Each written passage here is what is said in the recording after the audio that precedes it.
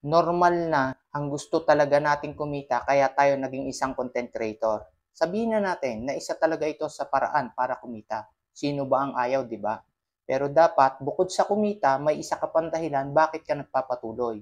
Ikaw, nanonood ka nito. Ano ang isa mo pang dahilan? Napapaisip ka ba sa naitanong ko?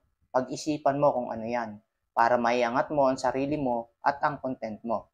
Bilang isang content creator, may obligasyon din tayo dito sa social media.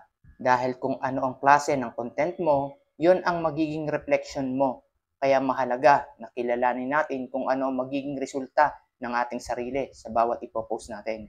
Marami dito para marami lang mag-comment, mag-share, mag-react, inalis na ang respeto sa kapwa.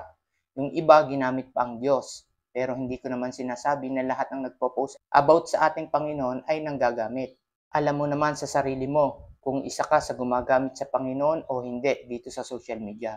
Yung iba naman, totoong magandang intensyon at walang pakialam sa tinatawag na monetization. Gusto lang talaga nila ipaalam ang totoong pananampalataya nila base sa kanilang mga paniniwala. Yung iba naman, sarili nating bansa, hindi nagagawang irespeto, lalo na ang mga bayani na malaki ang naiambag para sa kabutihan ng ating bansa. Kung isa ka sa nagsisimulang content creator, huwag mo gagayahin ang mga katulad nitong nakikita mo sa screen na wala na ang respeto dahil sa hangad na marami ang makapansin sa kanila. Sa bawat post mo, doon ka unti-unting makikilala ng mga viewers na laging makakita ng mga post mo. Gusto mo man pagkakitaan o hindi itong social media, sa mga post o content mo, dito sila magbabase kung paano kanila huhusgahan kung anong klaseng pagkatao meron ka. Hindi mo pwede sabihin na for the content lang. Dahil kung ano man ang ipinapakita mo, tumatatak sa isipan. Content creator ka. Bigyan mo ng halaga ang bawat bagay na may papakita mo dito sa social media. Ang maghangad ng umangat ay hindi masama.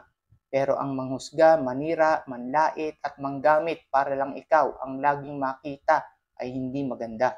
Mahalin mo ang iyong kapwa, lalo na ngayon dito sa social media, content creator ka. Ikaw ang magbibigay ng dahilan sa kanila kung paano kanila bibigyan ng halaga.